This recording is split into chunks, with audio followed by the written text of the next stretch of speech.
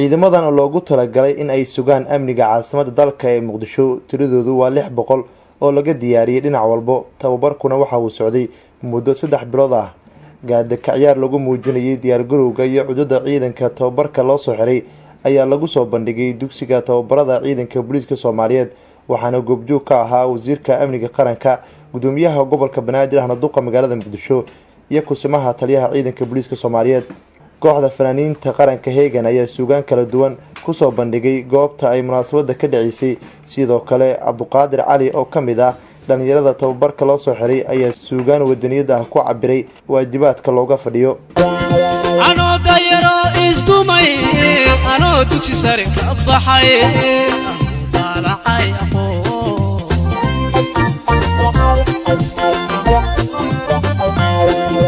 anoo deeqiyo adduun si dabacsan ku dooni karo danguudiyo dowladnimo dacdeeda inaan ka jiro ayaan doortayo oo aan u dadaalayay.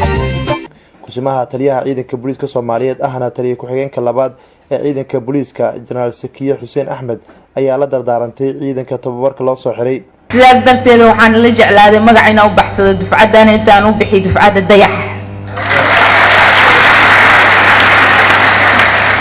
waayo waxaa rabaa sidii dayax uu tusaale noo yahay oo haweenkii noo haga doomaan u haga ina idinkana saas oo kale booliiska iyo qaranka u hagtiin warkay macadiya dufcada dayax ma awoodin ina booliiska hagtiin ma awoodin dalkan tusaale inaan noqotiin ma awoodin adduunkiina tustiin Soomaaliya kacday noolaadaan leeyahay dayaxow. gudoomiyaha gobolka Banaadir ahna duqa magaalada Muqdisho mudane Cabdiraxmaan Cumar Cusmaan Ejnayriiso waxa uu tilmaamay in maamulka gobolka Banaadir uu diyaariyay qorshayaal lagu xoojinayo amniga caasimadda ayna qayb ka yihiin ciidankani.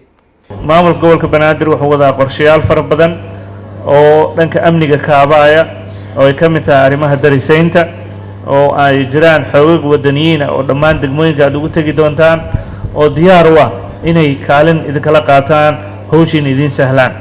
sidoo kale waxaa jira dhalinyaro haween culamaa u diin dhammaan qaybaha bulshada oo degmo walba iyo xaafad walba iyo wax walba tagtaan iyagana diyaar idina inay idinla shaqeeyaan idinla falgalaan idinla howlgalaan. idinkana waxaa idinka codsanaynaa kuwii waajibaadkooda si lilaahi u guta kuwii sumcadda iyo karaamada ummadda Soomaaliyeed meel walba joogto soo celiya kuwii u istaagay sharafkaas karaamada inuu ilaahay idinka dhigo. waxaana hubaa in aad doorkaasna qaadan doontaan. waxaa kaloo laydinka rabaa inaad u adkaysataan caqabadaha jira idinkoo darta ummadda iyo shacabka inaad badbaadisaan darteedna ay tahay ahamiyadda ugu muhiimsan oo midnimada ummadda Soomaaliyeed iyo sharafkooda iyo karaamadooduna ay tahay midaan la siyaasadayn karin. idinkana waxaa idinka rabnaa kaalintaas iyada inaad u gudan doontaan sida ay tahay. wasiirka amniga qaranka mudane Maxamed Abuukar Islow Ducaale oo la hadlayay ciidanka tababarka loo soo xiray ayaa sheegay in looga baahan yahay sidii amniga magaalada Muqdisho looga dareemi lahaa si degdeg ah oo ay ku diirsadaan bulshada.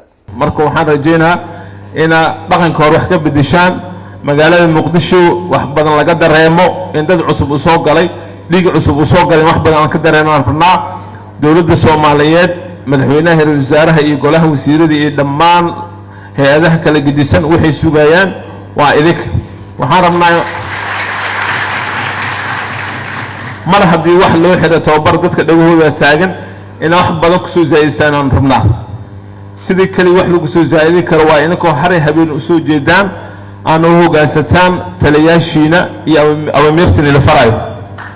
Nuur Saciid Haliil warbaahinta qaranka Soomaaliyeed magaalada Muqdisho.